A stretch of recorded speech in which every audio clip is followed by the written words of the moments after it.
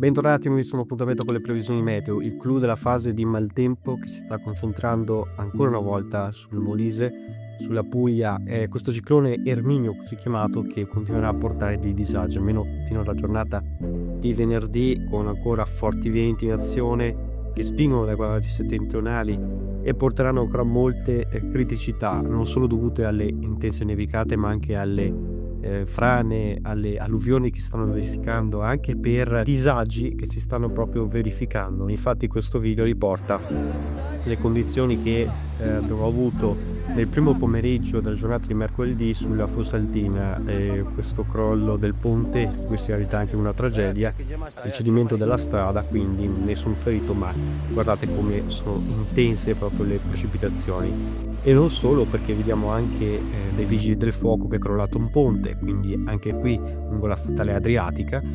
E non solo, e come vedete abbiamo anche degli accumuli rilevanti che si superano addirittura, guardate, localmente i 200 millimetri. E tutto questo perché? Perché il ciclone ha continuato a stazionare su queste aree proprio per portare un effetto del stau, chiamato così, proprio per il blocco delle correnti che proprio a causa dello scudo appenninico non riescono a spingersi verso est, rimangono bloccate proprio lungo queste aree. Quindi il Molise e l'Umbria hanno risentito di queste intense precipitazioni, così come potete vedere anche un po' il resto del sud Italia, anche sulla Puglia in parte, e delle piogge comunque meno intense, ma che si sono spinte anche fino alla Calabria e sulla Sicilia. Insomma, questo impulso ha portato delle nevicate importantissime a Capracotta, che è a 1,5 metri, con picchi anche fino a 2 metri registrati, pensate. E questo insomma ha portato un'emergenza anche per quanto riguarda le nevicate in Appennino centro-meridionale, che si sono verificate anche sotto i 1200 metri, almeno inizialmente. Poi nel corso di questi giorni si alza attorno ai 1200-1400 metri, ma insomma veramente una tragedia, possiamo così dire, perché comunque non è ancora finito il clou del maltempo. Intanto vedete il ciclone tenderà a spingersi verso i Balcani, verso la Grecia, portando quindi un rialzo della pressione atmosferica. Possiamo solo farvi vedere come nella giornata di venerdì avremo ancora degli effetti, soprattutto fino al pomeriggio, ancora relegati sull'Umbria, sul Molise, ma con effetti sempre minori col passare delle ore. Si attenueranno le piogge, si attenueranno i fenomeni anche sul resto delle regioni del sud Italia. Ancora però insisteranno delle piogge a carattere moderato, localmente temporalesco, sulla Sicilia settentrionale.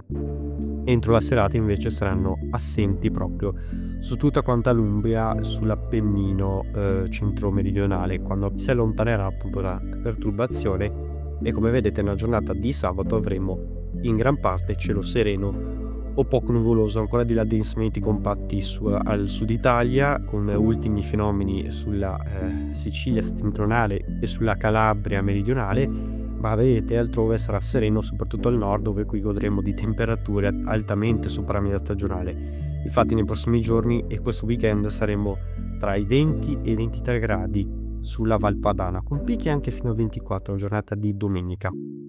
Questo dovuto alla rimonta del ciclone subtropicale, che richiamerà aria un po' più calda di matrice africana, che proprio continuerà a spostarsi, proprio questa massa d'aria, questa corrente, verso gran parte del centro Europa. Quindi la corrente a getto sarà un po' più alta, non riuscirà quindi a consentire alle perturbazioni di entrare proprio sull'intera Europa, e avremo quindi questo richiamo sud-occidentale che colpirà anche comunque il resto del sud Italia nel corso dei giorni successivi all'inizio della prossima settimana. Quindi anche qui, seppur risentendo di temperature minori e sotto ai 18 gradi rispetto al resto del centro e del nord, avremo insomma delle termiche comunque in media, sono sopra la media col periodo, generalmente dappertutto, con dei valori anche in una giornata di lunedì fino ai 24 gradi sulle regioni del nord-ovest.